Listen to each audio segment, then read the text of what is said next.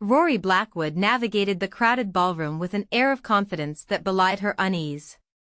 She had been dreading this evening for weeks, ever since she'd received the invitation to attend the Azure Estates charity gala as a guest of honor. The irony wasn't lost on her, she was here to support a cause, but it seemed everyone else had come solely to see and be seen. As she scanned the room, her gaze landed on a figure that made her heart skip a beat. Kaelin Vex stood tall and imposing near the bar, his chiseled features illuminated by the soft glow of the chandeliers. His piercing blue eyes seemed to bore into her very soul as he raised an eyebrow in her direction.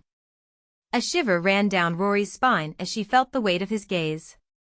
She turned away, trying to shake off the sensation, but couldn't help sneaking another glance at Kaelin. He was even more striking up close, the sharp lines of his jaw, the scattering of dark stubble across his cheeks. And Rory's eyes narrowed as she surveyed the scene before her. They had been driving for hours, the winding road eating up miles like a hungry beast. And then, without warning, they hit a wall. Literally. A massive boulder, half hidden in the shadows, had chosen this moment to fall onto the road, blocking their path with all the subtlety of a sledgehammer. She let out a low curse as she yanked the steering wheel hard to the left, trying to skirt around the obstacle. But it was too late. The tires squealed in protest as the car skidded to a stop just inches from the rock's granite surface.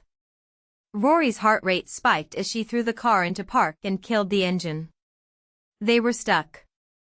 Again. As they stood side by side on the narrow trail, Rory couldn't shake off the feeling that Kaelin was hiding something from her. His piercing blue eyes seemed to hold a perpetual vigilance, as if ever ready to defend against some unseen threat. The wind rustled through the trees above them, carrying the whispers of leaves and the faint scent of wildflowers, but Rory's senses remained fixated on the enigmatic figure beside her. They had been walking in silence for what felt like hours, their earlier animosity gradually giving way to a tentative truce forged in the crucible of shared adversity. Rory couldn't help but wonder if this fragile equilibrium was nothing more than a mirage born from exhaustion and desperation. Every now and then, Kaelin's eyes would flicker towards her, his gaze lingering for an instant before veering back to some distant point ahead. It was as if he feared being seen, or worse, discovered. The thought sent a shiver down Rory's spine. She had always... Rory stepped into the kitchen, her eyes scanning the space as she poured herself a cup of steaming hot coffee.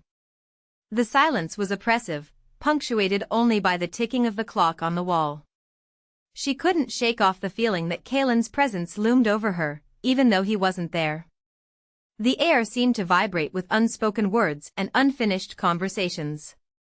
Her gaze drifted towards the kitchen island, where a single sheet of paper lay crumpled in the trash.